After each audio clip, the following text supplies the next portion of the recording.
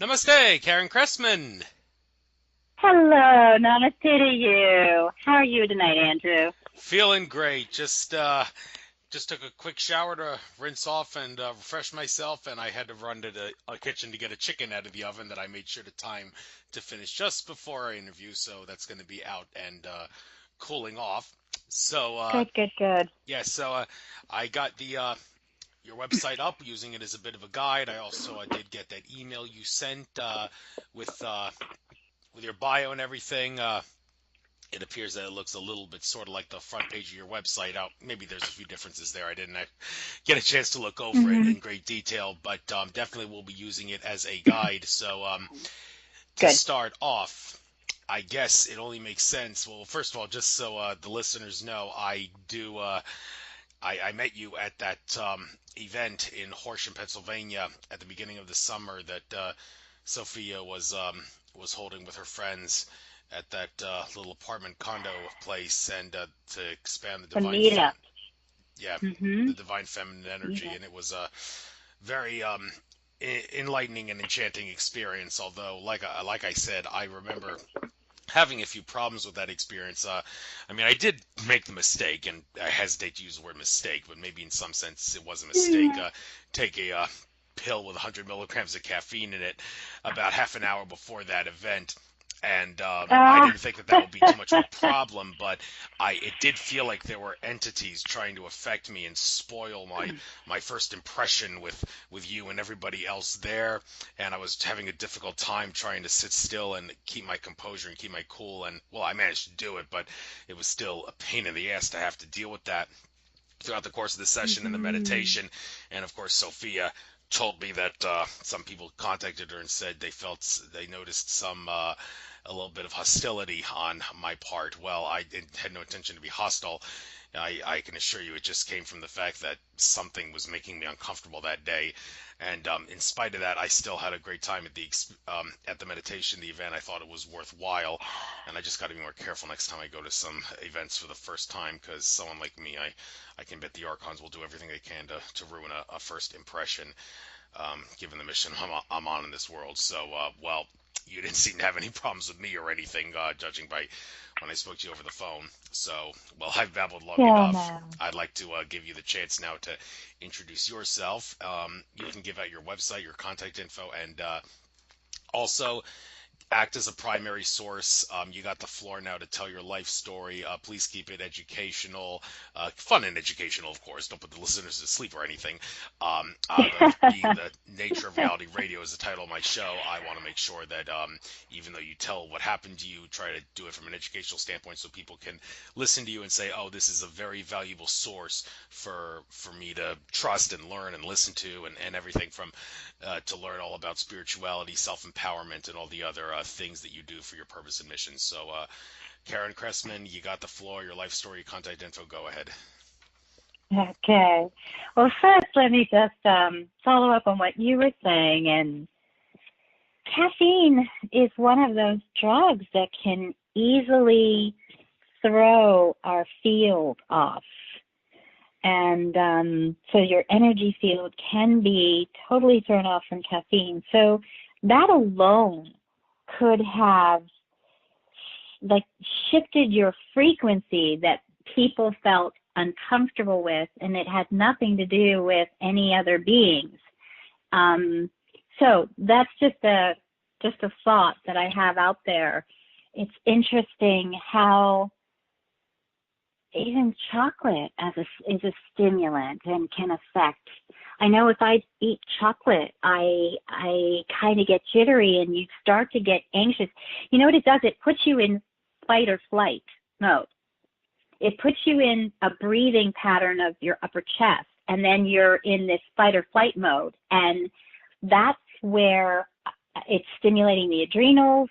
And I had never thought of it that way, but when you're in fight or flight, you're on a defensive pattern without even realizing it. It's not that there's a saber-toothed tiger after you.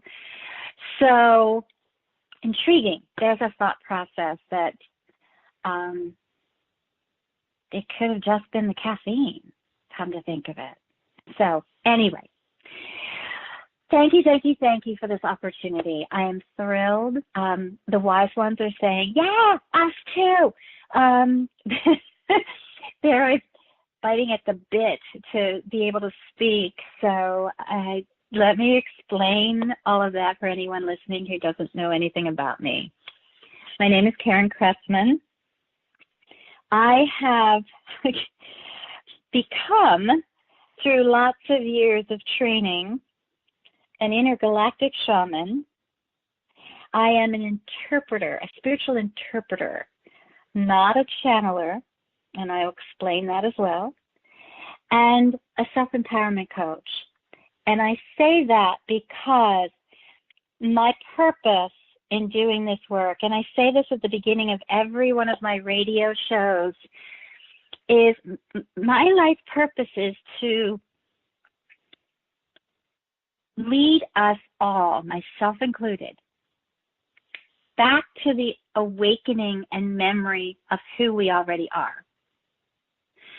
We came in as an amazing light, this amazing light of love. And then we were put in these like biological forms, and we started to take on perceptions of who we are not and living them.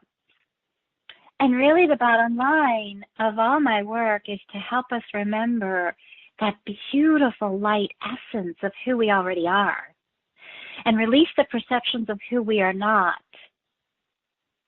to remember who we've always been, light source, a love source. And we come into these biological forms to be in a world of duality. And it's in duality that we learn the opposite. I love the books Conversations with God, and God says, well, how would you know love without fear? How would you know light without dark? So this world of duality and a body that has an ego and a left brain, ego left brain, and a spiritual right brain is our duality. And one of the pieces of wisdom that I brought forth in classes I used to teach on the law of attraction is every nanosecond of every second, of every minute, of every hour, of every day, of every week, of every month, of every year, we have a choice. We have a choice. Are we going to choose fear? Are we going to choose love?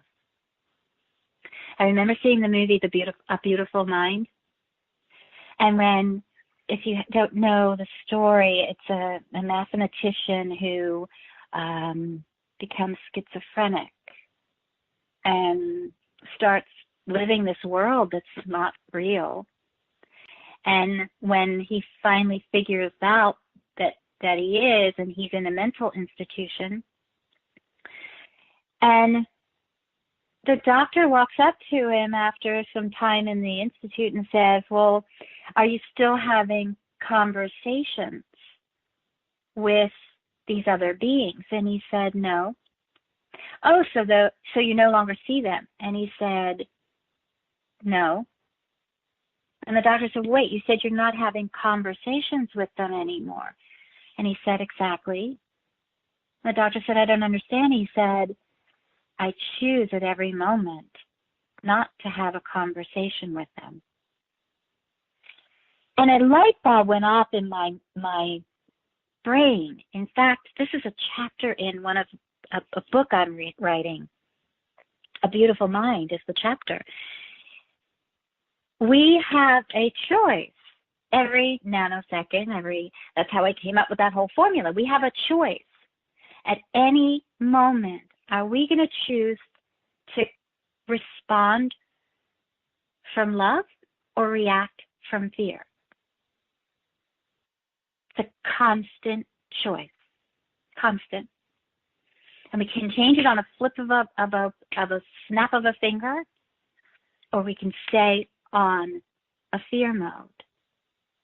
And then, of course, we just talked about when you're in fight or flight, it affects your whole neurology, It affects your whole energy field. It affects your physicality. It affects how you react to things, how you perceive things, how you do anything. And it's a really powerful thought and concept to know we have that kind of choice. And once you start to look at that choice, you can constantly start to choose to respond from love, and you can start to choose and say, wait a minute, I don't believe that. That was just taught to me when I was a kid, or no, that's what my father always said, or my mother always said, or that's what they told us in school, or that's what they told us in church, or that's what happened in the community.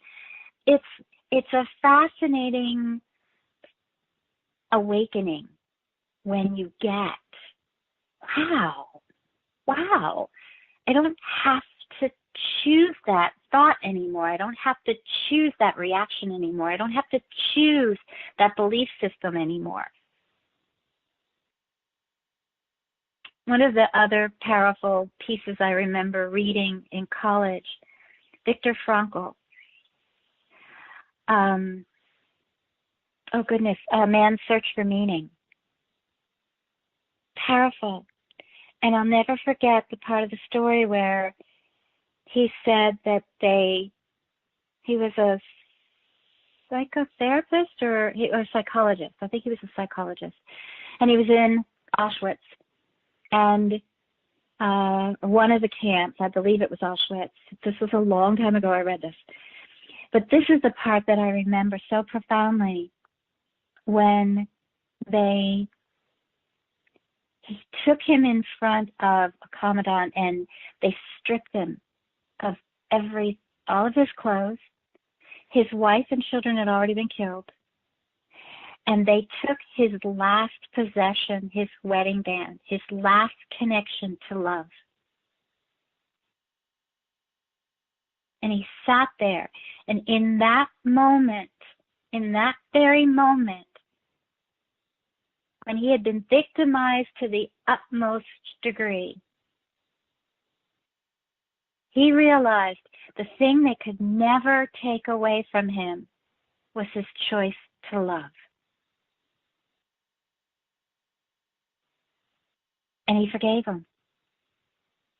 And he lived through Auschwitz, and he wrote, he's dead now. I wish I could have met him. I was profoundly inspired by that book when I was in college. But think about that. No one can ever take away that choice. So I call myself a self-empowerment coach because my intention is to profoundly inspire myself and all others to more fully love ourselves, each other, the planet, all beings, and all of our brothers and sisters throughout the multiverses. Because as an intergalactic shaman, I've met lots of them, so I know they're out there. And there's the bottom line to my work. So my story, what's my bio, what's my background? I can tell you this. Funny. I climbed a tree the first time when I was 3. I got strong enough to get up. My brothers and sisters wouldn't help me, but if I could get myself up, they wouldn't tell my mom. I loved climbing trees. And I used to go in the tree and sit and talk to God. I had my particular tree that I would go to, and we'd have conversations. And I remember when I was raised Lutheran, and fortunately, this was a huge blessing.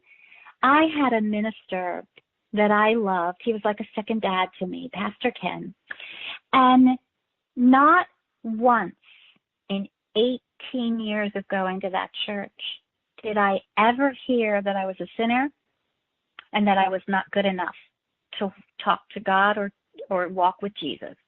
Not once. 18 churches later, after I left that one, I stopped going to church because they all told me I was. Um, so, so I remember reading the Old Testament at one point, and I got in that tree and I said, who are they talking about, God? Because this isn't you. This is not the being I sit and talk to all the time. This is not you. And I also remember when I was in church, I forget what you called the classes you go to, but anyway, they talk about Good Samaritans. And I remember climbing that tree and saying, okay, God, how do I be a good Samaritan? I want to help others. How do I do that? How do I know to do that? How do I know to be in that spot at that moment to do that for them? So the point of this story is I talk to God and ask questions all the time, growing up. And so when it got to the point and an evolution of, I wanted to be an actress. That's what I always wanted to do. And when I was getting ready to go to college, my mother said, do something realistic or don't go. And I didn't have any other thought in mind of what I was supposed to do. So she said, well, I always thought you'd make a good teacher. Turns out I was supposed to be a teacher, but not in the school systems. So I got a degree in human behavior and development and education and left college and went into sales. Perfect, just so easily flowed into sales work. So I did sales and marketing for years, and then several harassment situations later and issues with managers and clients. And someone said to me, Karen, I saw you in a play and you were fabulous. Why don't you just go after that dream? You're really good. So when I was 28, I did straight commission sales and did theater and film and some modeling work. And that gave me and then that kind of, I was going nowhere fast in that one. I got constant compliments. And it was a model agency telling me, we love your look. We don't know why you haven't booked with us. You've got your energy, your look, everything is wonderful. And then she looked at my headshot and she said, here's the problem. You don't look 30. You're competing with 20-year-olds. And I said, but wait a minute, I'm 36. And she looked at me and she looked at the headshot and she said, you don't look it. Age. And I stopped for a moment and I just started to laugh hysterically and said, now who would have ever thought that would be a problem in life? It's like, I look too young. So I left the theater world behind and I was lost. I was so lost because I had attempted to get into the 5 master programs because I hadn't gone for theater.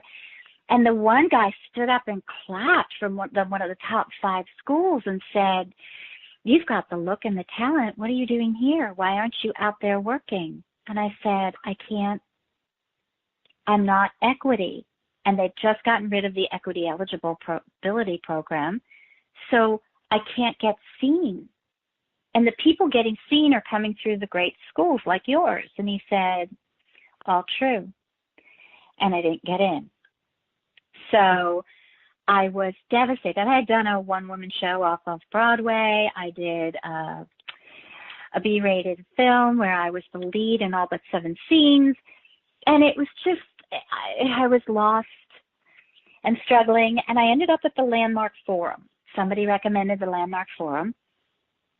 And somebody I met in Qigong. I was doing Qigong practice, which opened my world. It's interesting. I'll never forget after I went through the attunement for Qigong, I remember waking up the next day and the birds someone turned the volume from like 2 to 10.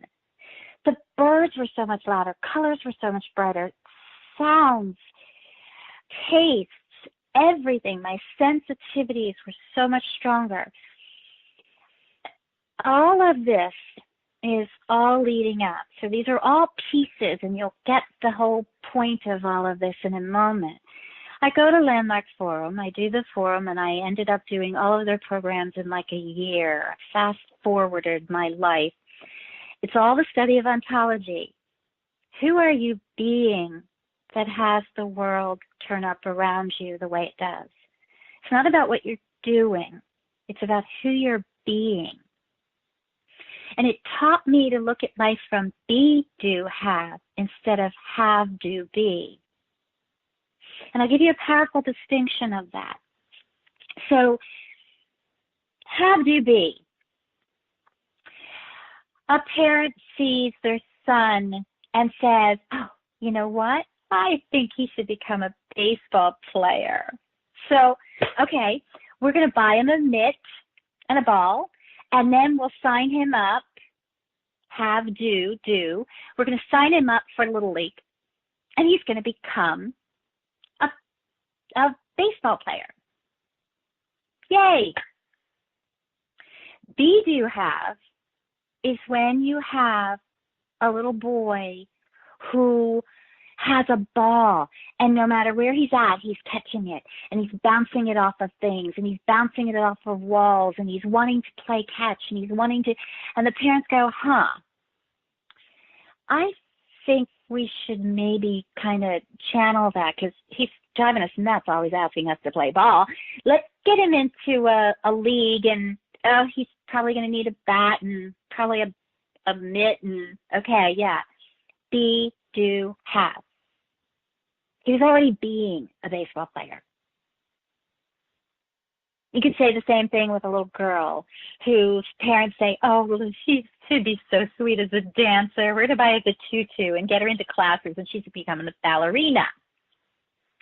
Versus the little girl that is dancing anywhere. Whether or not there's music on, she hears it in her head, and she's dancing all over the place. That's be, do, have. Okay? So, my coaching work all stems around ontology, who you're being. And that aligns with law of attraction, which is why I eventually taught that.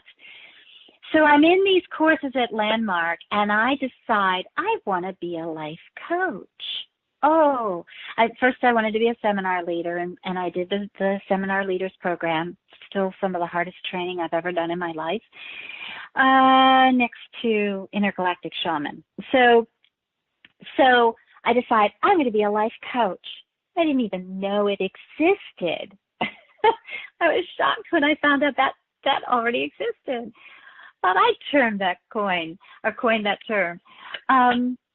So I started studying life coaching and went through training for that. That led me to A Course in Miracles. Well, I moved to Tennessee, and I thought to be with the person I would marry, but that was just a ruse.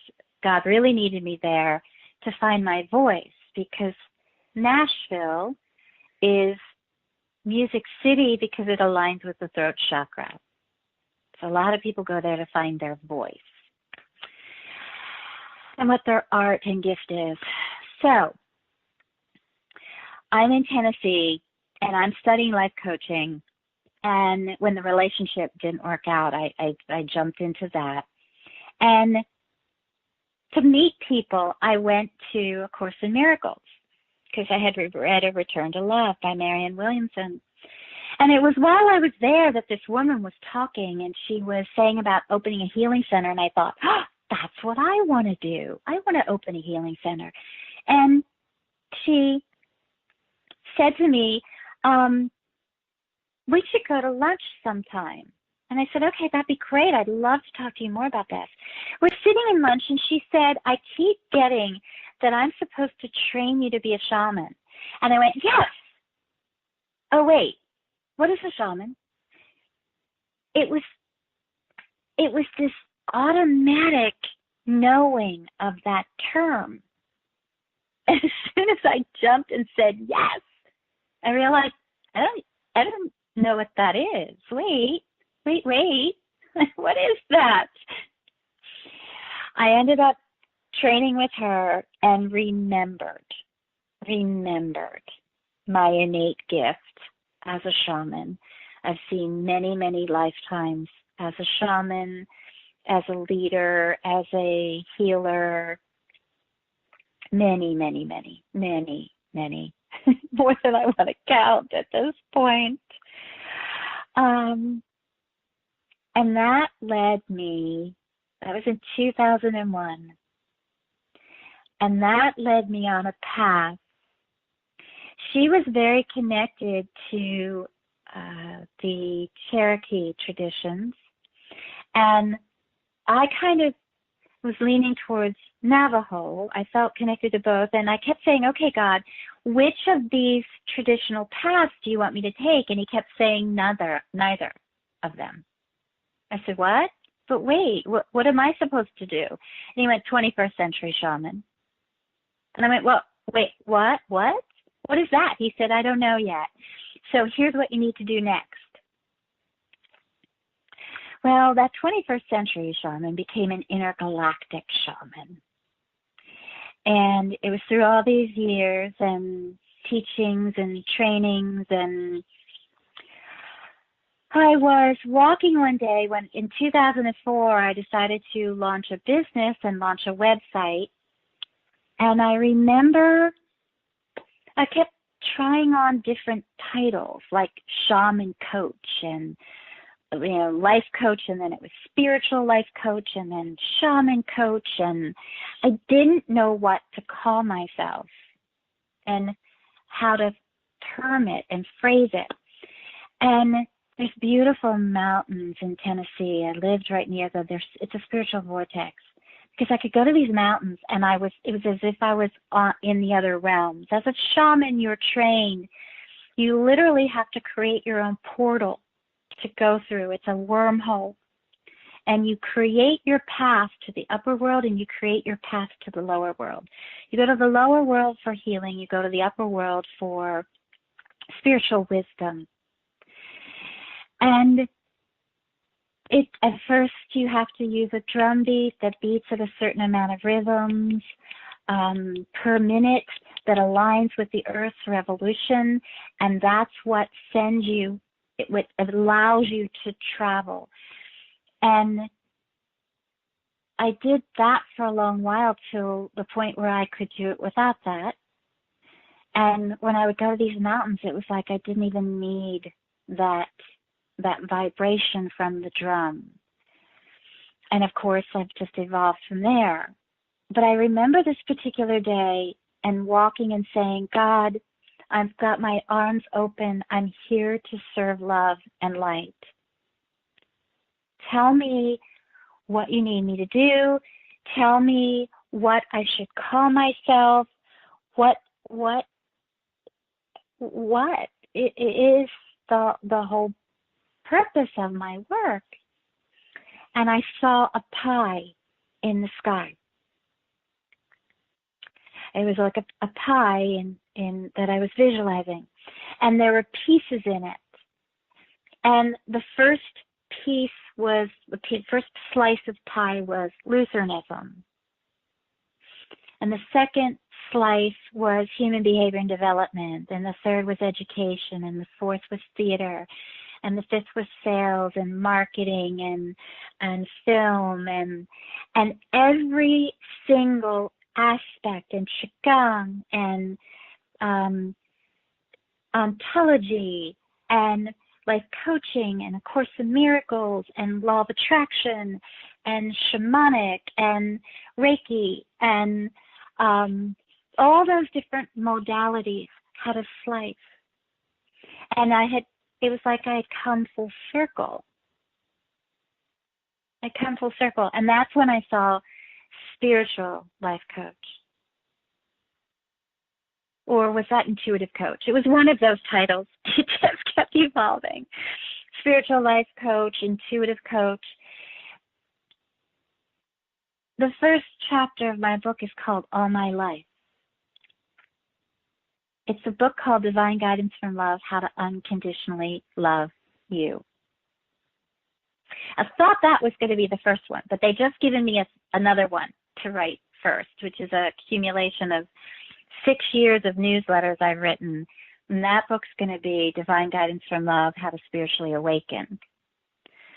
And then How to Unconditionally Love You. And then it'll be a whole series, Divine Guidance from Love. It's all the wisdom that I receive from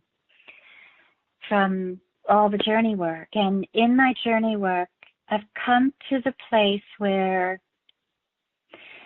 I can talk to any energy form. I choose to talk to only benevolent. That is in my intention, my intentional framework for what I do. The wise ones pointed that out. It was years ago. They said you always have to have an intentional framework. It's the door you walk through. It's the door you walk through. So when you set up your intentional framework, mine to profoundly inspire myself and all others is an intentional framework. So anytime I do my work, I walk through that door. And that is what I create as the structure for everything I do. And that structure goes with me. And it holds my speaking, it holds my actions, it holds my intention, it holds my frame of reference, it holds my direction, it holds my dartboard, it holds my result. I always, always create an intentional framework. So my bio is all my life.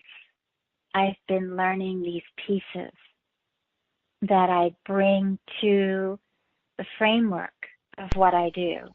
Thank you very much. Sorry to interrupt you. I know I said that you got the floor, but I do have some serious questions that have to be answered and addressed here. And of course, you wanted to spend the last 45 minutes doing some sort of a special event of some sort. We'll get in. Right. Yes. Yeah. Okay. So well, don't worry about that now. We'll get into that at 7:15. So, Okay. first of all, who is this God entity you're speaking to? You can call it Source, you can call it the Creator, you can call it God. I prefer not to use the term God personally because that seems to add a religious connotation to it, and religion, the only thing Gotcha. religion is good for is suppressing consciousness and keeping you from realizing you're infinite. But if you want to call it God, that's your decision. However, when it comes to deciding who the creator is there one? Well, not exactly. I mean, just ask George Kavaslis. He's talked about how this universe is a universe that is light essence universe. However, he asserts that there is an infinite number of other universes out there in the multiverse that we cannot imagine because they are not light. And each universe has its own creator. And to suggest that there is one creator that creates all of these infinite universes, he has not acknowledged that that is the case. He makes it seem like there's an infinite number of creators for each universe. Mm-hmm. So do you beg to differ on that, or do you think maybe he's onto the right track in that regard? So who is this God entity that you're speaking? And by the way, could you maybe perhaps give a number on the either dimension and or density that this God resides in? Okay. So thank you for clarifying this because I do clarify this in when I do work with people. My definition of God is the unconditional loving light that is in everything that exists. It's in every cell. It's in every molecule. Everything has the light in it. Now, we can get into the whole conversation about evil, which is what I call void of love. It's void of love. So there are molecules and things out there that do not have that essence in, I believe. But if you look at the basic structure of love equals light equals Holy Spirit equals of God within. That's another framework that I was given initially for my work. But let's just go love equals light. Like a soul's light is basically love. And that's the essence. That is the essence is the best word for it. That it's in plants, it's in rocks, it's in amoebas, it's in everything. Has light energy, and that would be the love energy. Now, from what I've seen in universes, even when I met this one being, so let me just give a little background to this. I work with the Andromeda Council. I started a show several years back, and the first Sunday of every month, which people can find me at KarenCressman.com or Karen Cressman Spiritual Interpreter at Facebook. I also do blog talk radio shows called Awaken Your Light on Sundays. So those are places you can find me. And in the Andromeda Council, I just have for a been second, taking... just for a second, this Andromeda Council, is this the same Andromeda Council that Tolek works with? Yes. Oh, okay. Okay, continue. Yes. Sorry for the interruption. That's okay. No. Please ask. So I have been taken to different meetings and conferences, and they work with us to let us know what they're doing to help us with our ascension process. And in one particular meeting, I remember being there, and I remember there were beings around the table, and we were all introducing ourselves and how we can help support each other's worlds. And this particular being, I couldn't see. Now, sometimes they have to up my vibe. I've had glasses put on or suits put on, or they have to help shift my frequency so I can see in other vibrations, because Earth is a very dense vibration. And the more that I do the work, the higher I can get my vibration when I go out in other dimensions and other universes. This particular being I couldn't see. And I remember Galilee, who's the representative for me that works with me, just chuckled. And all of a sudden, I saw this little like neuron pattern, like a brain wave, brain pulse. And I went, oh my gosh. Turns out this being lives in a world that there is no sun. There's no light. So the only thing I could see in this being was its thought process. Otherwise, its body had no light. So to answer your question, you asked about, some universes don't have light. What I have been guided to see, in most cases, I think what happened is their star went out in that world.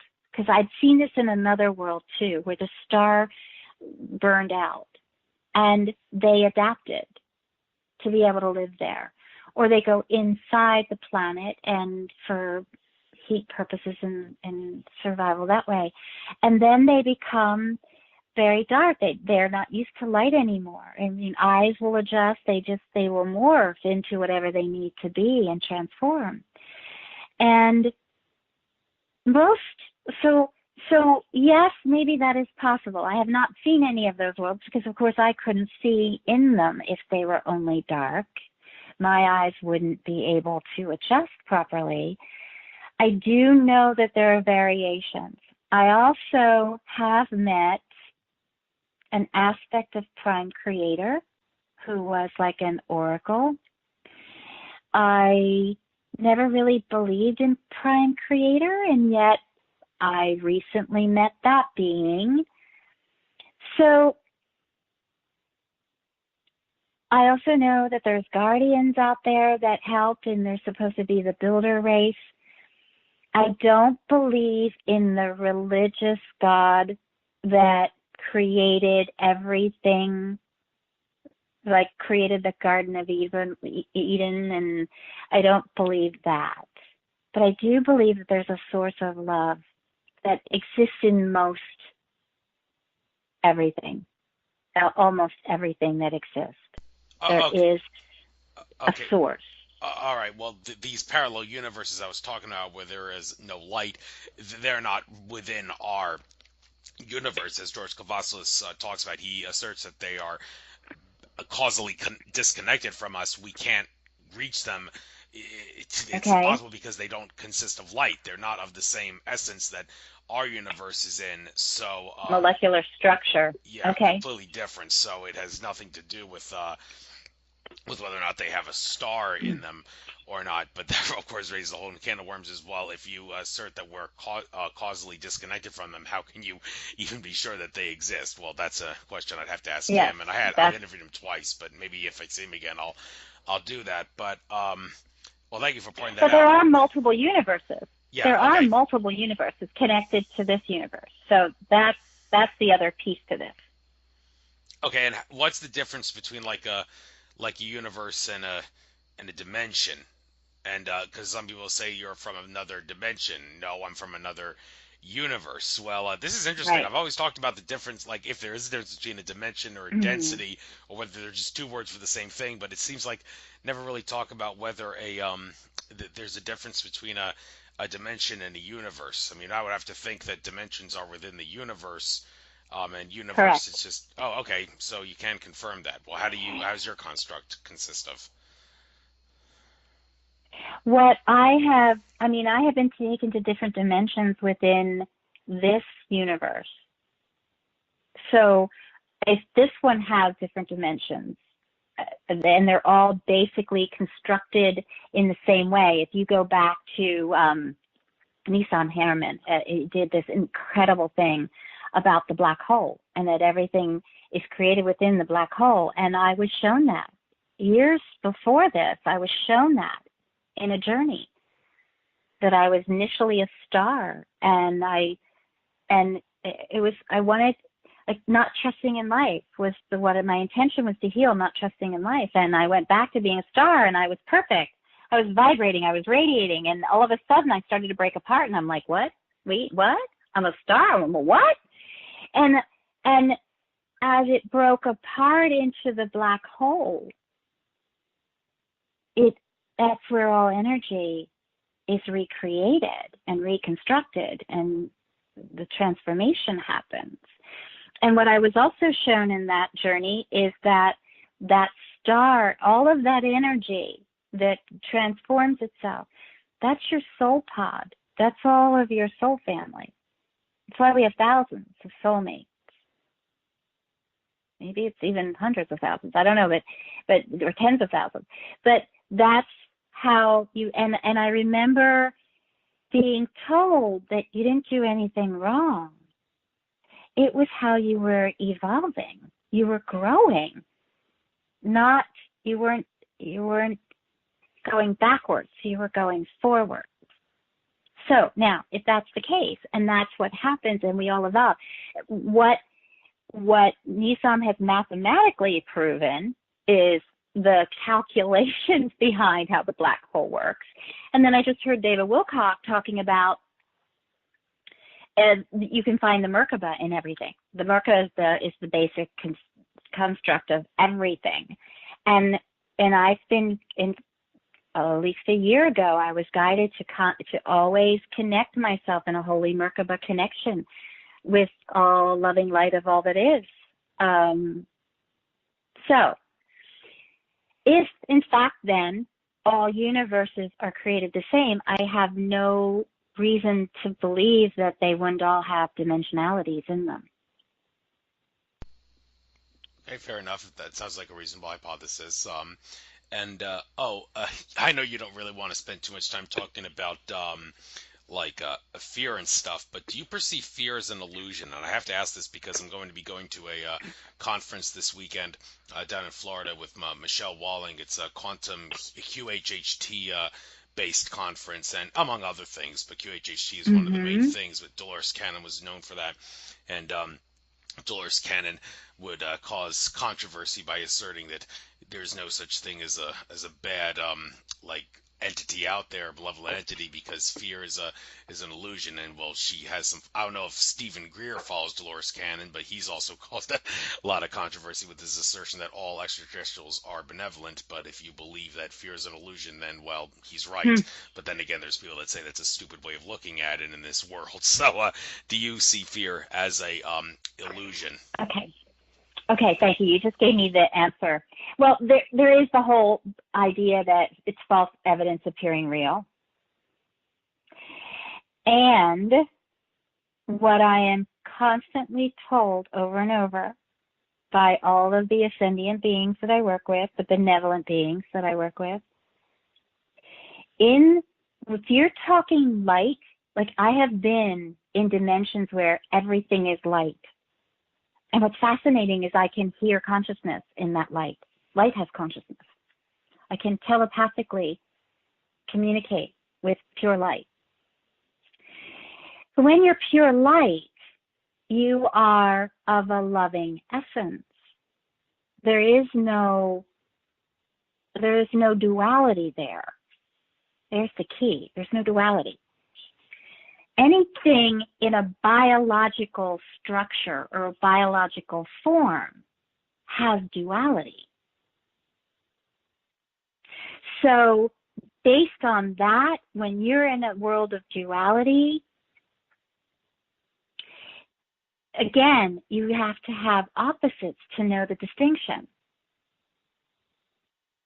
And here's a beautiful, basic, simple step that I remember asking if ego was evil, because love Course in Miracles kept saying, "Oh, ego's evil. It's evil," and I kept thinking, "Wait, what? Wait, but that's we were made this way." So of course I had my conversation with God, and I said, "Okay, what's the truth about evil?"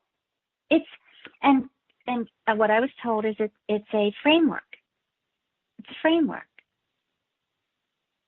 And what I was shown is a road and the yellow line down the middle, and I was walking down the middle, and then all of a sudden I kind of slipped off path, and I got outside of those white lines and then those bumpy strips, and I heard this, and I was kind of like, wait, what? What are you telling me? And I heard, that's fear. That's your ego.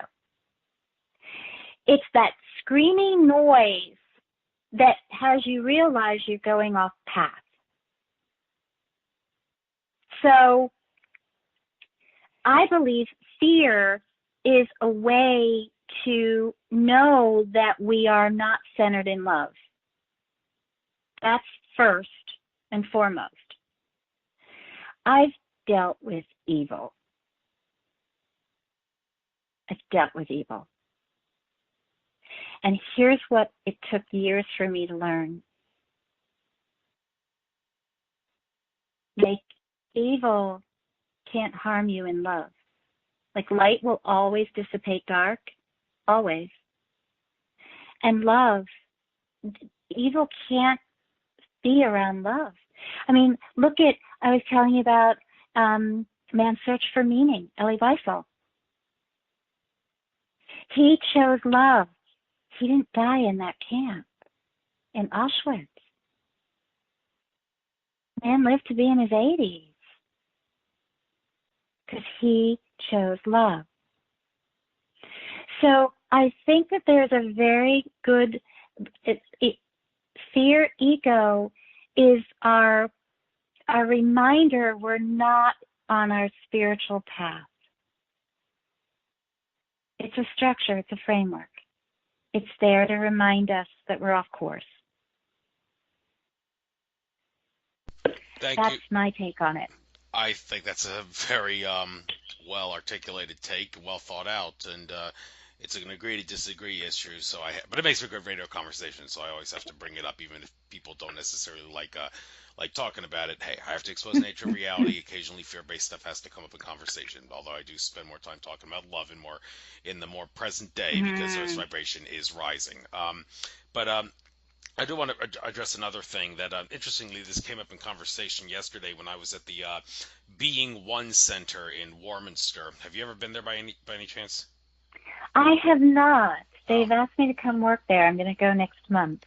yeah, Yeah. yeah. Sophia has her card advertised there. I noticed, and well, I've gone there. I've decided to go there as much as I can for the every other Tuesday 40-minute John of God meditations. They don't feel like 40 minutes. There's Hmm. the in a room with that's dark, and there's entities, and there's crystals and a crystal ball, and all the meditations have they don't feel like 40 minutes, even though that's what they are in their entirety. And pretty Mm-hmm. enchanting experience, I must say. And I had Daniel Teague, who I interviewed on my show. He had a near-death experience, out-of-body near-death experience, where he learned all about his metaphysical abilities that he could harness and use after that. And he now has the ability, after that experience, to detect negative energies and clear them out of places, and also activate and balance out people's chakras and such. And VegasStarHealings.com is his website. I asked him to scan the Being One Center for negative energies, because I figured, well, if there's negative energies there and I'm going to go there regularly, I might as well pay Daniel T to clear them. So he detected 77 of them, and I paid him to clear them. And I told everybody there that, well, I know you want people to give donations when they come, but for the first 8 times I come here, I'm not going to give any donations. But that's only because I gave Daniel Teague some money to clear out the negative energy. So consider every negative energy like maybe worth $1 or something. And after 8 times, I'll start donating money. I thought that was fair enough. And well, everybody else got a kick out of me saying that and all. And they thought it was very nice of me to clear out the have Daniel T clear out the negative energies. But one of the people who worked there said, I really don't know if I can go along with the idea um, that something or someone can be healed or cleared unless they give their own permission to allow for it to happen. And this also came up in conversation because I talked about Mm. how this past Mother's Day and Father's Day, the gift I gave my mother and father was I had Daniel Teague activate, clear out, and enhance all of their chakras. So all their chakras were spinning and energetically vibrating, and all the seven main chakras anyway. And she asserts that, well, Daniel Teague, he does a lot of that in secret. A lot of the people say, Daniel, I don't want to know that I'm giving this gift to someone, so could you please clear out their property of negative energies, or balance out their chakras, or do the other things Daniel Teague does. And this, one of the people that was at the Being One Center for the meditation, seemed kind of skeptical that Daniel could actually do that, because she would assert that in order for Daniel to actually be able to pull his miracle work, they would have to give the person who was getting the miracle work, or own the property that was getting the miracle work, would have to allow for it to happen. It couldn't really be done in secret. But I asserted, no, no, no, no, no. Daniel, his ability is basically one of those things. You got everything to gain and nothing to lose. As long as he strictly does it from a positive standpoint, then he doesn't need to get permission to do what he's doing, because the fact that he's either removing negative energies or enhancing a chakra system is 100% decent, good, benevolent, and is not gonna nothing to lose, everything to gain kind of thing. And she still was skeptical of that. Well, I have every reason to think Daniel Teague is legit. I've got some healings from him, and some things have happened that suggest, well, yeah, he definitely knows what he's doing, and he's definitely legit about it. Nothing in terms of deceitful body language and all that suggests he's lying and all. But this idea that she asserts that one must give their consent and their permission for someone to heal or clear them or their property, for it to be a genuine healing or clearing, do you think that that's wrong, right, or does it depend on the circumstance? Okay. So it's a good point to bring up, because when I was trained for Reiki, I was taught you have to get their permission. And my teacher my first shamanic teacher and I had a disagreement, because I did some healing work and cleared negative energy. And when I did that for the group in the center that we were involved with, what I was guided to do based on her teaching is I had to ask their higher self whether or not they would allow the healing. And believe it or not, I had some higher selves that said no, if they're not ready for it. And most of the higher selves were like, yes, absolutely. And this choice to do this, and I was working with God the whole time with unconditional love, with source energy the whole time. And it ended up that I left the center for it. And she made me promise never to do spiritual work on anybody without their personal permission. And I said, okay, then I need to know if I can pray for this person who was going through a healing crisis. And she said, well, of course you can. And I said, oh, no. God made it crystal clear to me. If I made that promise to you, I could not do anything. Prayer is spiritual work. So here's a distinction that I got from that whole conversation. And I do Reiki too, without asking for personal permission. Because when you send a prayer, when you send love, when you send a positive thought to somebody or a negative thought, it is I've literally seen this in other worlds where I can see thought packets. It is a light frequency that leaves the first eye and shoots out into the universe, into the quantum field. So when we do that, we send it out. Now, their field, which their higher self is connected to, their entire energy system, has the choice of whether or not to accept it. You can send it to them, but they don't have to receive it. So if their higher self selected that it was in the greatest good for that being, then yes, that healing will take place. But if that being isn't ready for it, no, it won't. You can't affect them unless they allow it. Unless that energy field allows it, you can't affect it. And we've all got plenty of examples. Like, how many, you sent tons of prayers to people and didn't do anything. So that's my training. That's what I was taught. Well, how does that tie in with the idea of putting like a bubble of pink light or white light around someone? Like they say, well, there's a little debate here, but my understanding is pink light is the light you want to use if you just generally want to spread love, and white light is healing light. But if you're not an experienced healer, it's probably you're better off just sticking with pink light, because that's the love-based essence in of itself, the pinkish color, divine feminine, that kind of thing. So I mean, when you're putting, like, if you see someone suffering or someone's in a bad mood or something and you want to say, I want to help this guy, well, simple, one of the basic things in the metaphysical book, envision a pink light emanating from your heart soul essence around them.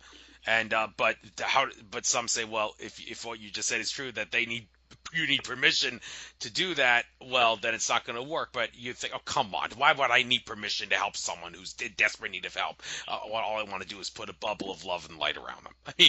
So how does that tie into this? Well, if you send it as an offering, and they get to choose. I mean, here's what else it's been pounded into me. We do not know what the soul came here to learn. See, we should never judge someone, even a person on the street. A person on the street, a street person that we think is maybe disgusting, and why don't they why don't they pick themselves up, and why don't they go and they see? That may be an ascended master who's here to shift our perspective on how we see people. We don't know what any soul's path is and what their journey is. So here's a possibility for you. Have been guided to, I send you a healing cocoon, and your soul can choose what's the right color. You can just send them, the light that's best for them, or just angels wrapping their wings around them. Again, they get to choose not to accept it. But you can I can see it. I can usually see somebody who pushes it away, like their field will just push it away, or it will be received. You can always send it to the higher self. And allow it to go from there. But perhaps that's one thing with the journey work. They will always tell us that they will never interrupt on the lesson. So if you're asking a question that you're not ready for the answer because it will interfere with a lesson you're going through, you won't get it yet. And that's where we never know. That person could be going through something, but they may be ready for the biggest breakthrough of their life in an emotional awakening. And we're trying to stifle it. You might have to push through the chrysalis like the butterfly does and has to get the wings strong again. And you don't know that. So the best we can do is offer them love and support and allow their soul to know what to do with it. Make sense? Oh yeah, that's very, very good advice, to say the least. Okay. Also, I want to talk about the whole idea of shamanism and what it is and what it is not. Well, I think maybe one of the best ways of looking at this. Let's look at something that many people consider to be something that shamans use. Well, some shamans do use this. The whole Salvia Divinorum thing. Why would I bring this up? Well, it's interesting I bring this up because Andrew Bartzis was once asked, do you advocate or not advocate the use of Salvia Divinorum? And he said, well, Salvia Divinorum, that's a substance that's used by shamans of the highest order to practice alchemy of the highest order. And I mean, when you think about shamanism, some people think of healing. Other people who are like people who are kind of new to the field may think instantly think shamanism. Oh, well, that means they're getting high on some sort of a psychoactive substance like salvia or mushrooms or whatever. But in reality, that they're not using it as a recreational drug. They're using it for some sort of an entheogenic purpose. And the key, my understanding, is the key of shamanism is that it involves healing to some degree. Or is that not necessarily the case? And if it does involve, and also interesting thing about tobacco, some of the shamans that utilize tobacco, they would never use it in the way that many of people around the world now do, like this morning cigarette to get it buzz in the morning or something. No, that's frowned upon by shamans. They would smoke it. Tobacco, and Mapacho tobacco is probably the best for doing this. They would smoke tobacco like literally near to the point of death, which would allow them to enter a near-death trance state, and in that near-death trance state, they could diagnose the illnesses of their patients.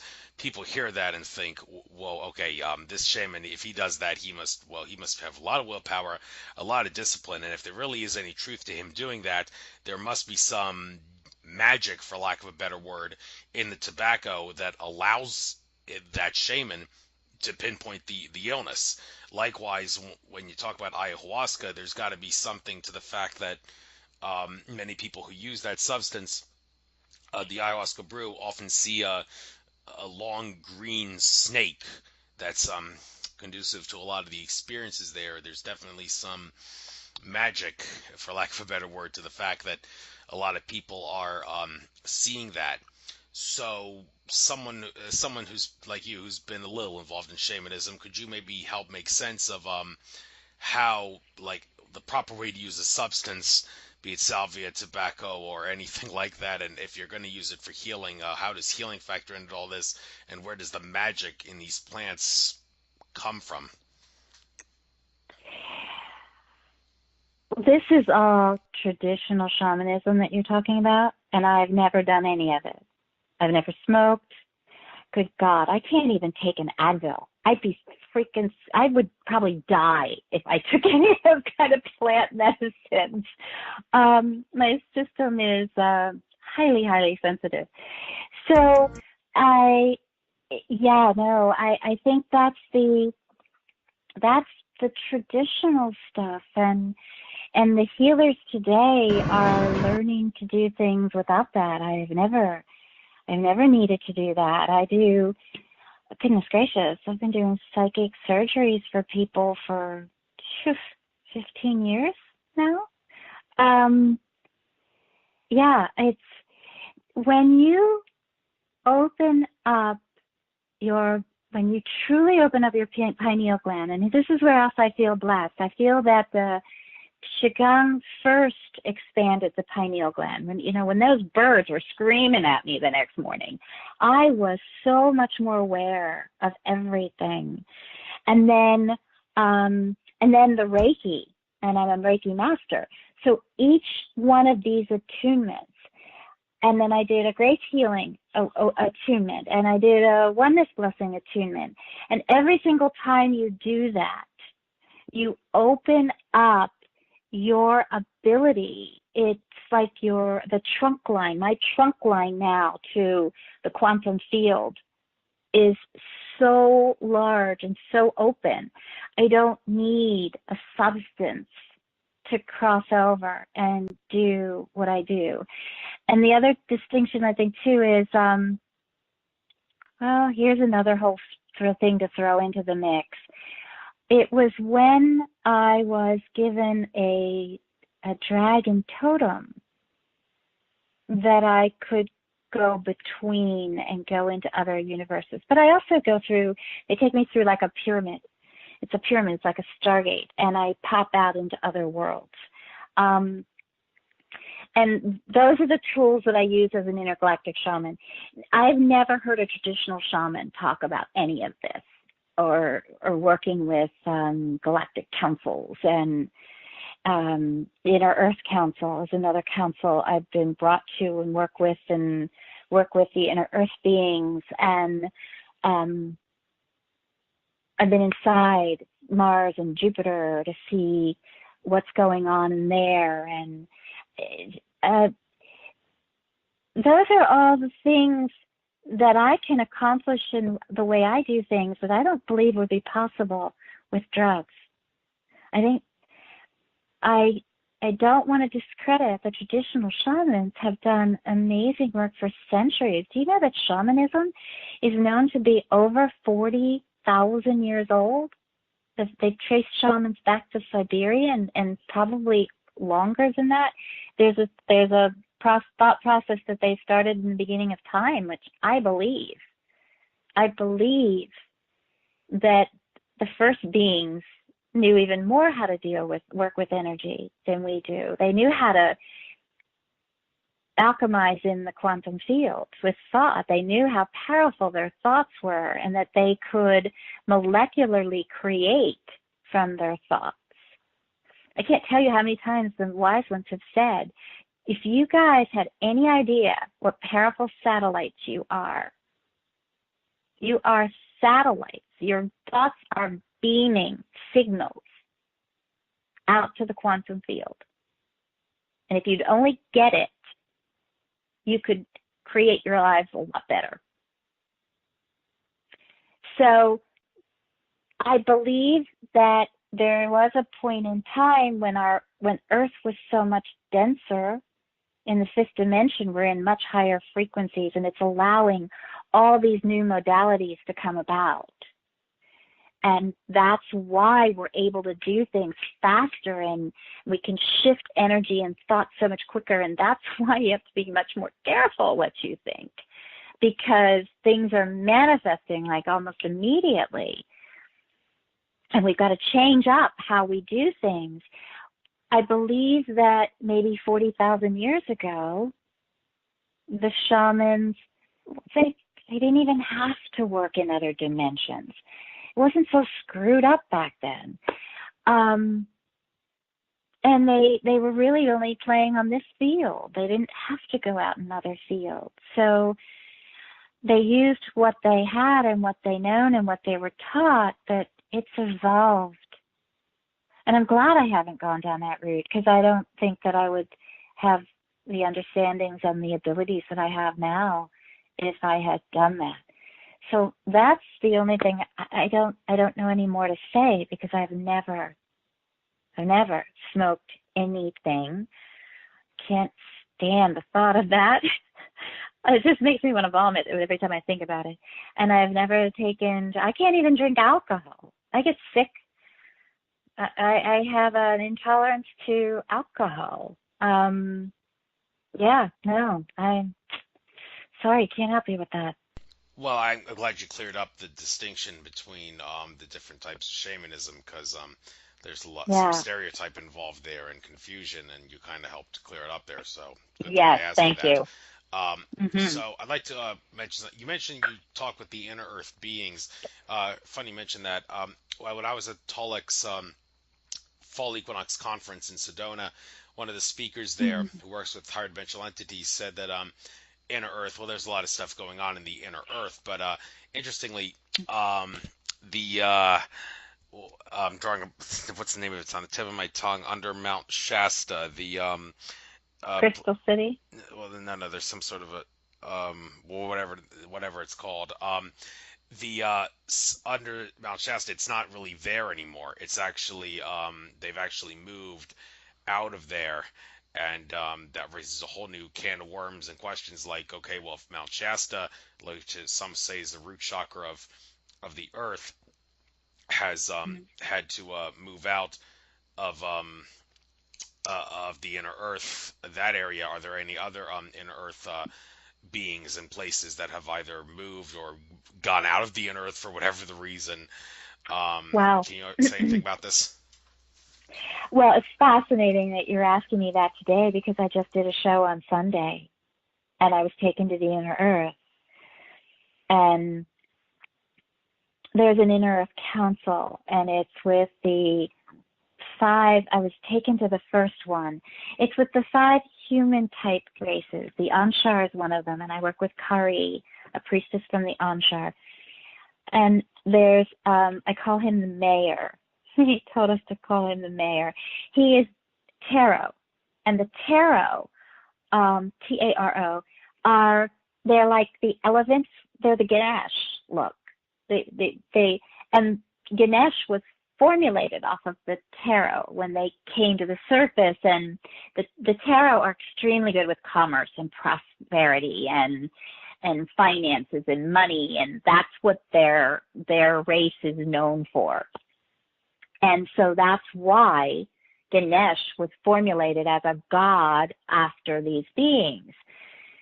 Well, I was there on Sunday, and when I first was taken there, that the civilization, every time I went there, so peaceful and so just loving.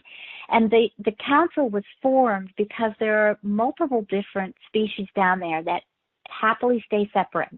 They don't cross paths or borders or boundaries, and they're separate. And what was fascinating the first time is the mayor thanked us, as they call us the surface humans, that we taught them something. They had it that we were mutts. We are just like really kind of beneath them because we're just so warring and power hungry and greedy, and what they realized in coming together as a council, that we were a mirror, that they were separate. They didn't work together either. And they were learning to come together and work together to support us in our evolution. And they had been charged to do that by the guardians that have come in to try to clean up what's going on right now on our planet. And there is a reptilian contingency there, and I'd met this commander back in 2011. He wasn't a commander at the time. I was taken to a ship, and he talked with me. And what's happening right now is there's a lot of urgency in an earth, a lot of urgency. And let me just explain the reptilian. These reptilians have become benevolent. They wish to work together. They don't want to be power hungry and greedy like their brethren. They have been victims to that same force and power hunger. And they're working now with the Andromeda Council, and they're working with the Inner Earth Council. to create a harmony and help surface humans evolve and ascend at this point of time when we have this great opportunity. And when I went there to learn all of this right now, what I noticed is this intense activity in the area that's like their airport. It's where all the spaceships come in and out. It's the landing field. And loading dock landing field. And I just kept sensing this urgency. And I said, Kari, what is going on? They have moved their people to a different dimensionality. The only ones that are staying behind are the Anshar. And I think the other races are the same way, the other humanoid races down there. They're very, very concerned about the timeline, that we are being so controlled and manipulated to shift consciousness right now. And their world depends on us shifting. And so they've literally moved their people to another dimension to keep them safe and help and have the priests and everything. And they're going against a treaty that they promised they wouldn't interfere with us, but any groups that are meditating, they are connecting with us, and we were actually guided to invite the benevolent galactics in, like the benevolent beings in Inner Earth and the benevolent Andromeda Council, because you have to know that there's going to be negativity anywhere you go. So if you invite in the benevolent, those that serve light and love, they will be able to work with us in any meditation and magnify it, or amplify it to greater magnitude. Amplify it. So, you know that whole power versus force concept, that one person operating at love is worth like 500,000 people who are living in fear. They have that much magnitude on the collective. So if we're meditating and we invite them in to help send love to the planet and to all beings, and to help, with the hurricanes and the fires and the shootings, if we invite them in, it would be like one person is 500,000 people meditating for love. That's the opportunity of it all. That's the blessing of it all. So you mentioned the bases, the base that was in Mount Shasta. There's been bases all over the planet that have been cleared of the malevolent beings.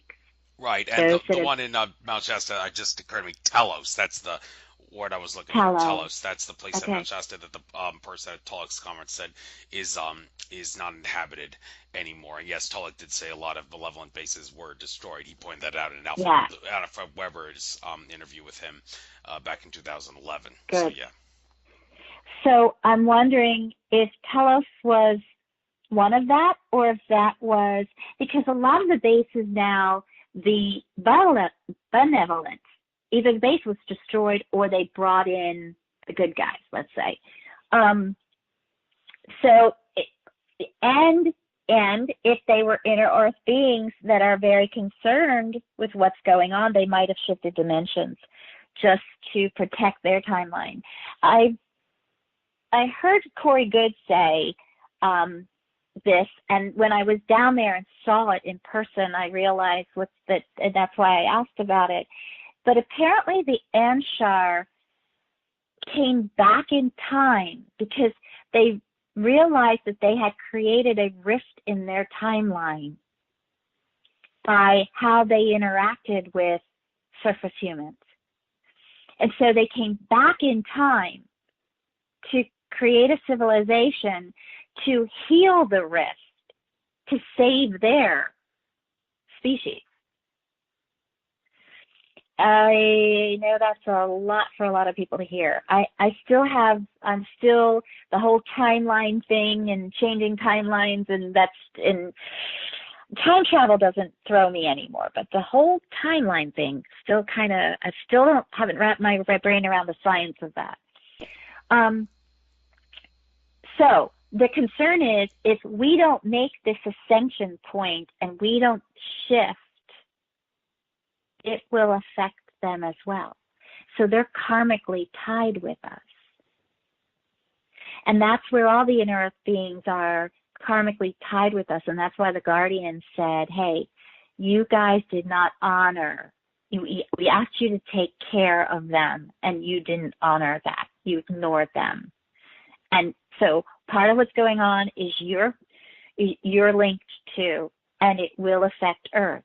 So now you're really in the whole field of it. So you need to do something. You need to step up the bar. And that's when they started the Inner Earth Council. So I hope that answers it. I don't know about Telos specifically, but that's what I can tell you. And please, please, please, if anybody's meditating, ask the beings who serve light and love, or the benevolent beings, galactic beings, ask them to amplify your prayers and your intent for love around the planet. And it will create a huge synergistic upliftment for mass consciousness. So there you go.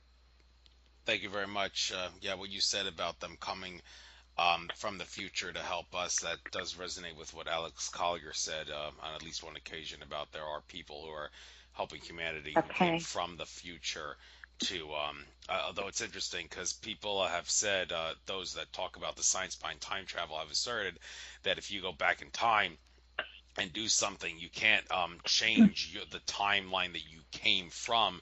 You're just going to create a different time line when you do go back in time to do something. So maybe these people that are going back in time, they the timeline they come from is catastrophic, but in order to perhaps resolve karma, they want to go back in time to try to create a timeline that's not catastrophic in order to make up for the fact that the timeline that they came from is catastrophic. So, well, that's a whole new can of worms, and you said it is right from the science behind it, but that's what I hypothesize is going on based on what people have said about how you can't go back in time and change the timeline that you originally came from. But then I've heard exceptions to that. But anyhow, enough of that.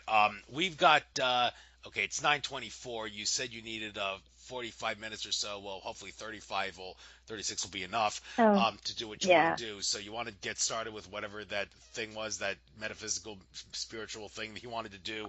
And by the way, should I turn off the lights in my room here because I want to join in on this? Is it better to do this in the dark? Oh, no, you don't have to do that. Okay. I'm in the dark just so that I can connect to the wise ones. And I would like to take a moment for everyone. I alluded to it earlier. I do not channel. I am literally sitting with or standing with or with the beings that I'm interpreting. No different than if I were at the UN and I was hearing somebody say something and then I was repeating it.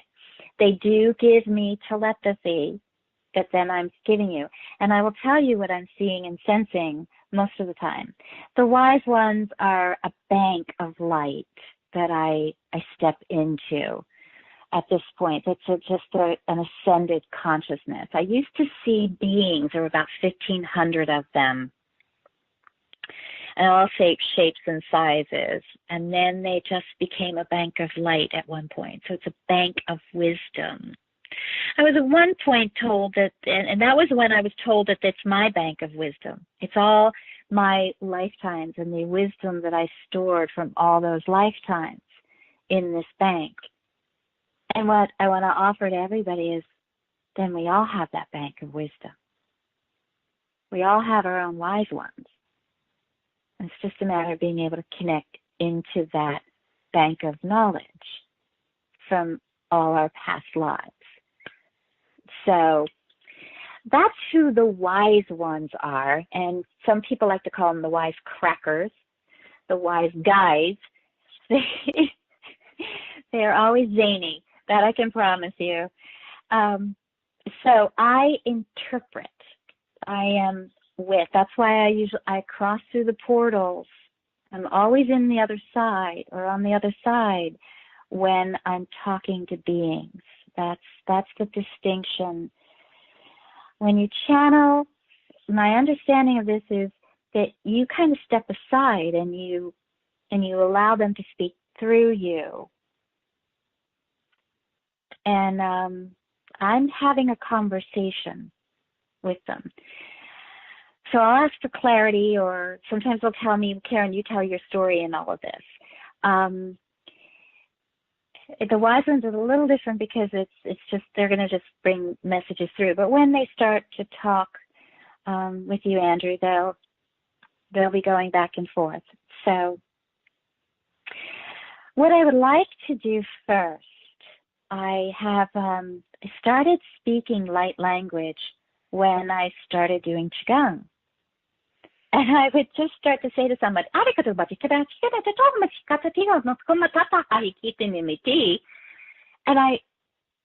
I used to say, don't worry, it's just from the Cressman galaxy. Well, I didn't know until I heard somebody else speak it, and I went, oh, somebody else knows the Cressman galaxy? And that's when I heard her say it was light language, and I went, oh, there's a name for it? So I'm going to do a light language toning for all of us that will just, toning is what, goodness gracious, the shamans did for centuries. They knew, literally, the Aborigines can tone their way to water. They can tone themselves to the vibration of water in the desert. I just think that's so fascinating. And there's work right now that's learning, like, what note aligns with B12? What note aligns with the heart? What note aligns with vitamin E? There's work being done on that. It's a lost art. So again, what I have been guided to do is set the intentional framework. So, all right, let me get with the wise ones, and we're going to start with toning, and then I'm going to bring in a message, and then Andrew can ask some questions with that. All right.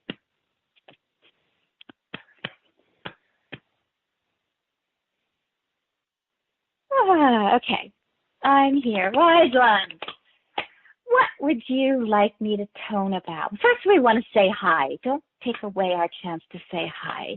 Hello, everyone. We are thrilled to be here. We are excited to bring forth a message. And we have decided to bring forth a message about the harvest moon, which is bright and full tonight for you and will be shining bright tomorrow. So we decided that we were going to kind of harvest you into fall, so to speak, and see what we can do to help you become more abundant and prosperous.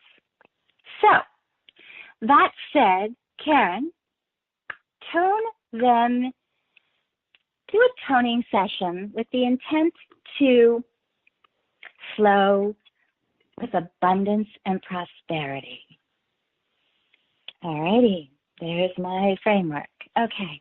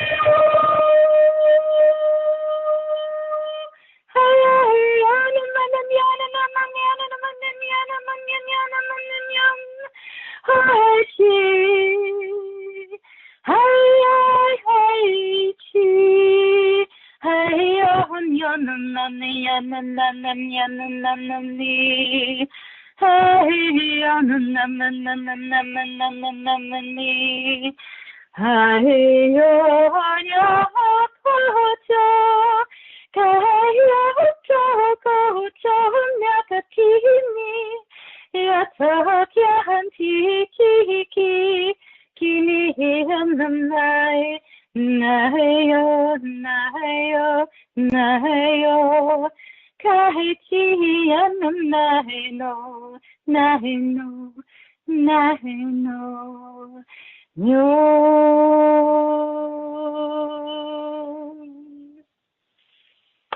Alrighty, guys. Now what do you want to say? Okay, we're going to hit the ground running because we don't have much time left. Okay, then. So, harvest into the fall. What are you going to do to harvest into the fall? It's harvest season. What are you harvesting? Looking at your planet right now, there's a lot of people harvesting a lot of lost. And it's in alignment with the turmoil that's going on, with the separation that's going on of energies. I mean, here you are. You had these beautiful eclipses, and you had the lunar eclipse that really, really, really jackhammered your heads and your first eye with anything that was in your field that was no longer serving you. Any of the old belief systems, old patterns, old relationships, old stuff that was holding you back, holding you down, and keeping you stuck. That's what happened with the lunar eclipse. And then you get this magnificent solar eclipse coming in, which, hello, was an activation portal. It just opened up your heart chakra. It was a connection to unconditional love. That moment was like a laser. It lasered right into the heart chakra, opened you up. Now, how important was it to get rid of all the old yuck before that happened? I hope, we really, really, really hope you did that. So, if not, don't worry. You get a 6-month window of chance. So, it's still going to jackhammer you. Please, please, please, please. It's not fun to watch. Let it go. Just let it go. Whew. Let it go. Whatever is jackhammering you in the head or in the face, let it go. It's not serving you. It's not. There's so much bigger and brighter out there if you let that go. Because here's the thing. You're going to harvest that if you don't let it go. Really? Seriously? You want to harvest that? That old yuck? That kind of smells awful? Looks kind of funky? Probably moldy? Yeah, no. Let that go. Just let that go. Okay. So you have this beautiful solar eclipse that comes in and laser.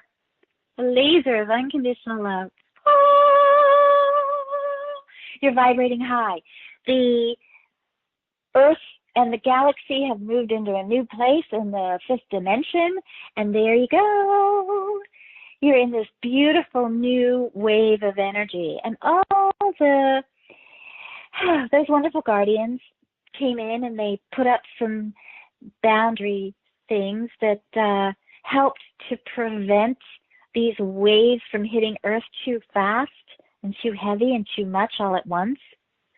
Because literally what's going to happen with these waves of energy is if you're in a blissful state, you're going to be much more blissful. Who needs that silly weed? You're going to be much more blissful. If you're in a really dense, dark, angry state of separatism, racism, hatred, it's going to really, really, really expand on that. Now, look at your world.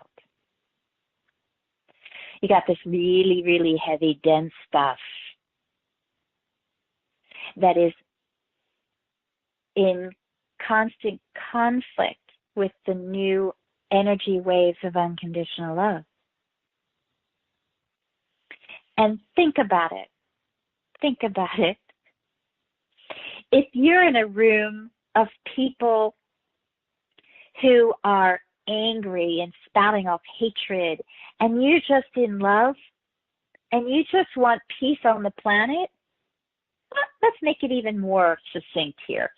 So you're in the middle of D-Day, not D-Day. What was the day when everybody was on the beach and being shot down? You know, that that beach scene in that movie, Saving Private Ryan, and and you're just this guru of love, and there's all these people dying around you. How long are you gonna stay in that space? Huh? It's just the two frequencies just can't even exist together. Well, that's what's happening galactically for you right now. It's the hatred and the anger are people being shot around you, literally, unfortunately. And you've got these waves of love coming in. That's why the people meditating, they're in that bliss stuff. They don't need the weed. Yeah. That's why they're vibrating and they're flowing and they're floating in that. So these two extremes, as the Oracle of Wisdom told Karen back in her September Andromeda Council show, it's like an equal volume of lead versus an equal volume of feathers. Think about the difference in density and weight. And now, if you've got energy that supports feathers, what's that lead going to do to it? It's going to be like this suction cup trying to hold it down. And it's going to create this horrible resistance pattern and discord. And that's what you're seeing in your weather patterns. That's what you're seeing in all of the acts of violence. It's a horrible, horrible discord. What do you want to harvest? Really, you all get a chance and a choice to choose. What do you want to harvest? If you continue to harvest the choice, as Karen was talking about earlier, every nanosecond of every second of every minute of every hour of every week of every month of every year, choose what you get to choose. And whatever you choose, know that it's going to be amplified in greater magnitudes in your life and affect your flow and your ability to create everything in your life. Just know that. Know that that is the action that will take place. The synergy, we could say synergy, we could say alchemy. That's the alchemy of it all. Yeah, there you go. You're a magician. So what are you going to magically harvest into reality? Do yourself a huge favor. Let go of what's not working. Do yourself a huge favor. Karen said it earlier. She was trained very well. You look evil in the eye and you send love, and it discombobulates its energy. It doesn't know how to function in love. It loses its intent, its anger, its energy source. Because what does all of that feed on? Feeds on fear. Evil feeds on fear. Lack of love feeds on fear. You send it love, it doesn't know how to function. Its power source is unplugged. It's sort of like those fun, it's that time of the year. You know those balloons that everybody puts in their yards and they're all up in the air and they're bobbling around and you turn off that air and what happens? Plunk. Yep, that's what'll happen to evil too. There you go. That's our message. Okay, Andrew, we're ready for questions.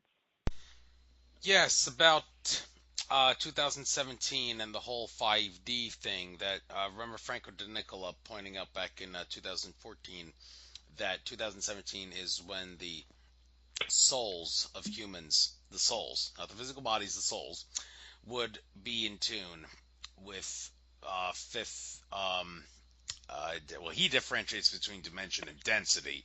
I think he said fifth dimensional consciousness is what the human souls will resonate in.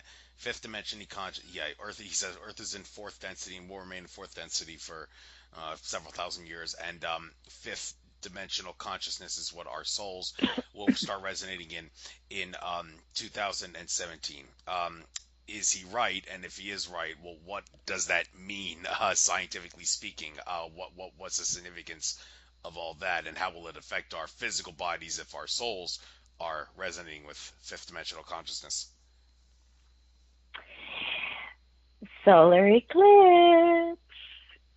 That's what it was about. It brought that wave in. It opened the portal to that energy field. It's sort of like a portal, door, a doorway opening, and it allowed that wave of energy into your planet. So, and it's 2017. So here's the thing. Again, vibrant health aligns with love and joy and happiness and laughter. That's why some people heal themselves through laughter.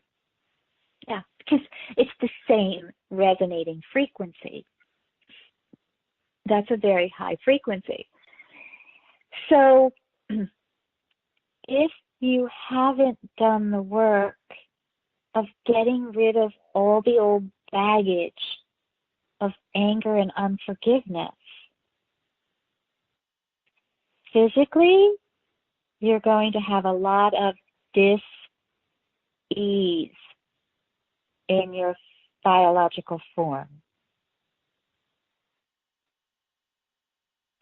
If you've done the work and you've let go of things jackhammering you and the people and the past and the situations, and you've just blessed it, because really, hello, the bottom line is anything you went through in the past made you who you are today. Bless it. Bless it. Because it's the hardest trials that you ever had in life, and trust us, we walked it, we know. Hardest trials you ever had in life that give you the greatest awakenings and awarenesses and give you the strength that you are as a soul and as a light. So those that have blessed it, released it, let it go, they're going to vibrate in harmony. Those that haven't are going to experience dis-ease in their energy field. What that erupts as, is individual. Depends where they're holding the emotional patterns. Because it's stored in something in the body. It's stored in an organ. It's stored in a limb. It's stored in an area of the body. And it will come out wherever it's being stored. Does that answer your question? Yes, thank you. Another issue. This came up in conversation at the conference that I was at, Tulloch's conference on the fall equinox. The whole issue of how the human race can treat illegal and legal immigration. Um, it seems that among many people in the spiritual but not religious and metaphysical communities, that the idea of having secure borders and, as Donald Trump says, a border wall and vetting immigrants to cross the border and treating immigration as a privilege and not a right is very counter to fifth dimensional consciousness. In order for humanity to resonate with fifth dimensional consciousness, we need to be able to have free flow across borders, treat all humans as equal, not require passports to to cross borders and not put walls on the borders, which Mother Earth may, for all intents and purposes, view as clogging an artery. Tantamount to clogging an artery is putting a border wall on Mother Earth somewhere. So this whole issue of illegal versus legal immigration. Many people, and I'm very prominent in the American Patriot community, and while I'm prominent in the spiritual but not religious community, people say treat immigration as a right. Don't vet the immigrants. Let everybody go because we're all human. It seems like in the American Patriot community, people are of the opinion, no, treat immigration as a privilege. We want secure borders. We have the right to keep our borders secure. So there's obviously a little conflict going on in this issue. So how can this issue possibly be resolved when, well, I shouldn't use the word when because time's an illusion, but it seems like it's going to be forever an agree to disagree kind of issue. How can humanity ever have like free flow across the world and open borders when it seems like everybody is so paranoid of what illegal immigrants and radical Muslims may do that they don't want to do that? Well, the deep rooted core to this whole conversation that we need to start with is your financial enslavement. So here's the real bottom line. Anyone born on your planet should be aligned with Gaia and be able to have the right to live and eat and do what they love and be taken care of, and because you're part of a community. And what really separates this conversation is the financial structure that you have on your planet.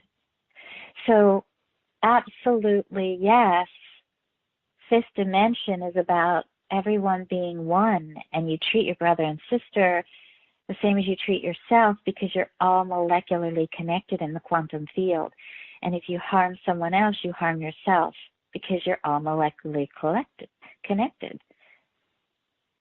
And that's the ultimate way to live, where you get to eat and you get to have a roof over your head and you get to be part of a community and you get to serve, and you never worry about your survival, and you never worry about a bill, and you never worry about how you are going to get health care.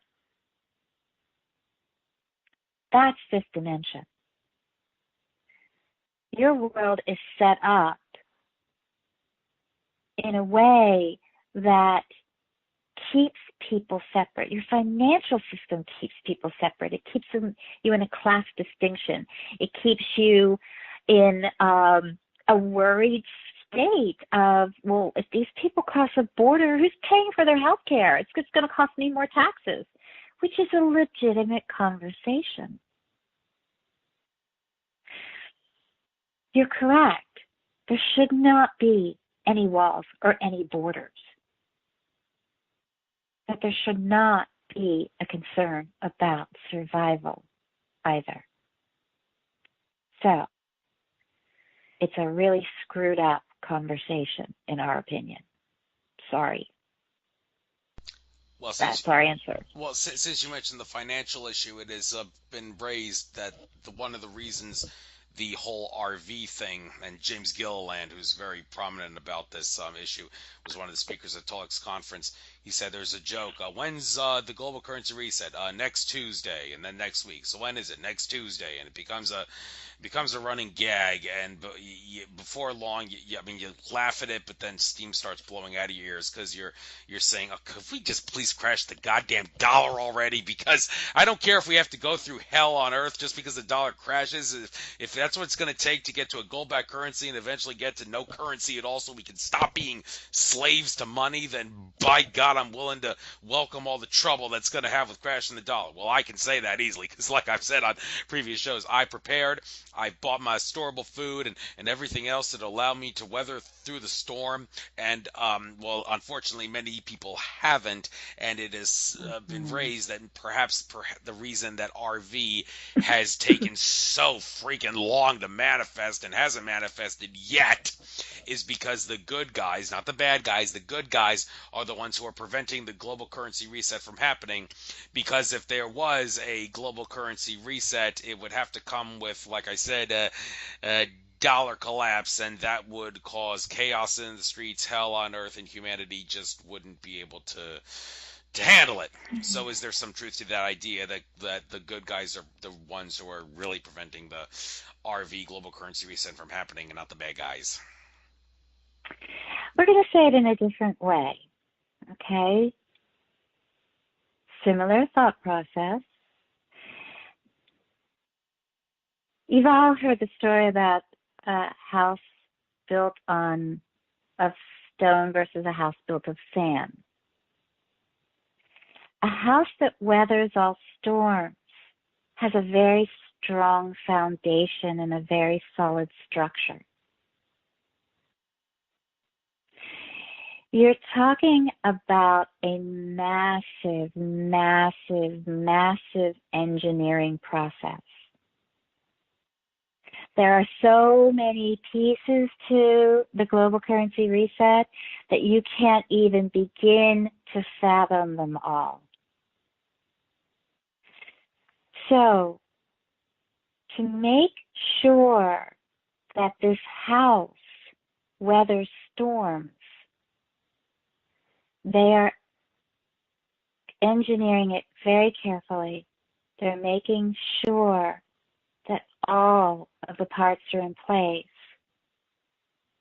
that are going to keep the house standing and working efficiently. That's the way we would describe it. All right, fair enough. Um, Also, another issue that deals with humanity not being able to handle it, if that's the right way to put it. The whole disclosure, ETs revealing themselves, UFO cover up, exposed kind of thing. Dronus, who Brad Johnson channels, said that based on the current state of affairs, it probably would not be. This is just an estimation. The until the year 2050 that full disclosure is made and the ETs can show themselves, and it will be done in a way that humanity can handle it.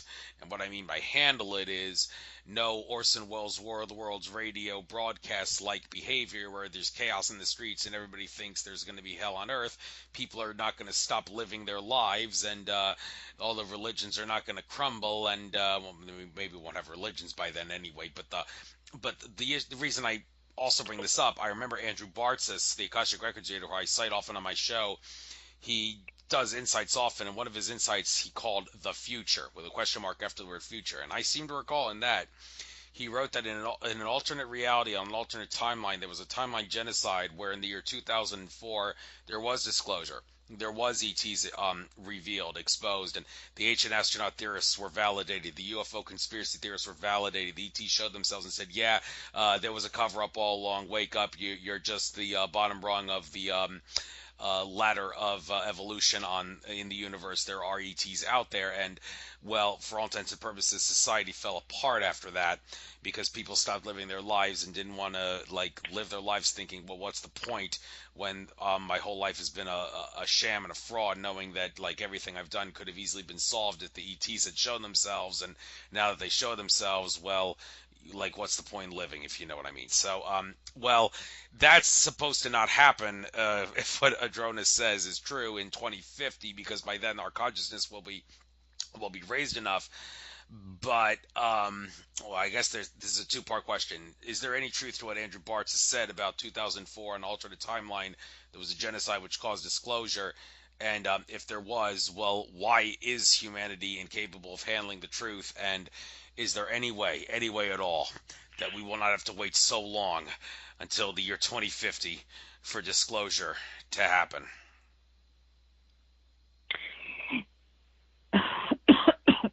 Excuse me. Um, that is one of the pieces of the engineering of the whole global currency reset as well. And really what's going on with disclosure is you've got different forces fighting it. Well, we shouldn't say fighting it. Karen, they want me to pick a different word. Okay, give me the different word you want me to use. Bargaining. Different forces bargaining with this. Because you've got your malevolent beings that don't want to lose control. And then you've got your alliance that's working for disclosure, but many of the alliance were the ones who did harm to humanity. So when disclosure happens, it's going to be really clear all the lies and the atrocities that have been done to humanity. Sadly, you're considered cattle. You're considered cattle. And you're being treated the same way you treat your cattle. So there's a distinction. Start treating your different species on your planet differently, the way you want to be treated, because you're considered cattle to others. The atrocities and what's been done are so great. Humanity wouldn't be able to handle it. And the timeline of 2050 is at the point of evolution when you're going to be so blissed out in love that, oh, well, we forgive you, not a problem. So, what there is to do, again, you guys are the greatest magicians. Alchemy, you've got amazing satellites in your first eye and pineal gland. You can start to create something different by sending love to evil. Karen started to tell you about the Inner Earth Council that she had last Sunday in her October 2nd show.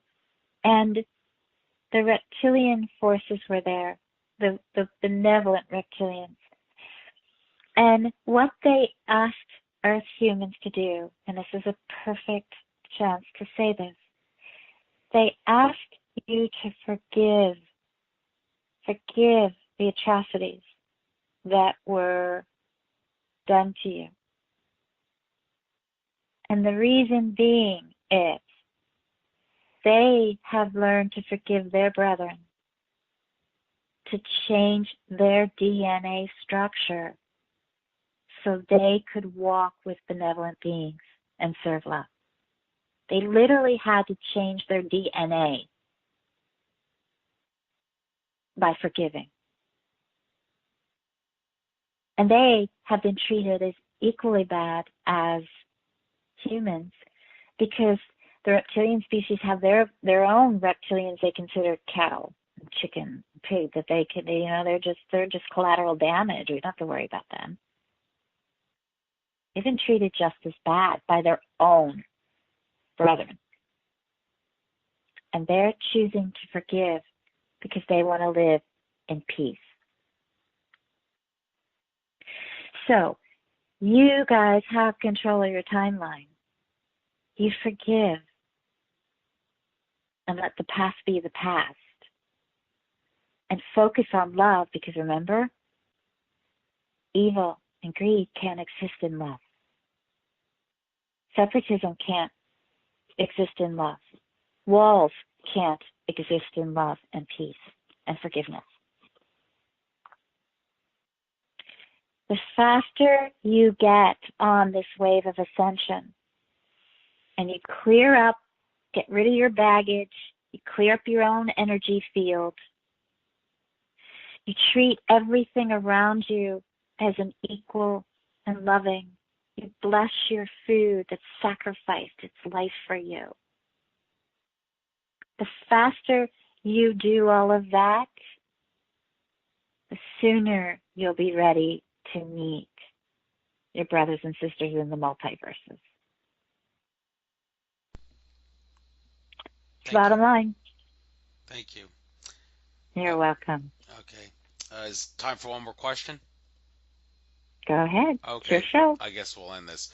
Okay. Something tells me you may not want to ask this because you maybe it may go against your philosophy and such to answer questions like this. For I have reason to believe that, but anyhow, there's an individual in the world right now who many people are have on their minds and are wondering what's going on with him because he basically said, I am protected. ET's told me I'll be protected. And right now, it appears that nobody can find out what's happening to him because not a single thing has appeared on the internet. It was supposed to be answered on September 26th, but there has been no answer. And the docket sheets pertaining to the case haven't been updated. I am referring to Winston Shrout, one of the world's foremost authorities in the whole sovereign citizen guru movement, and he did say, ET's told me I ain't going to jail, I'll be protected, I'll be fine, and yet, right now, since sentencing was supposed to happen for his case on the 26th, nothing has come out of this. If you cannot tell me what's going on with him because it would violate some sort of a spiritual contract of sorts, I fully understand.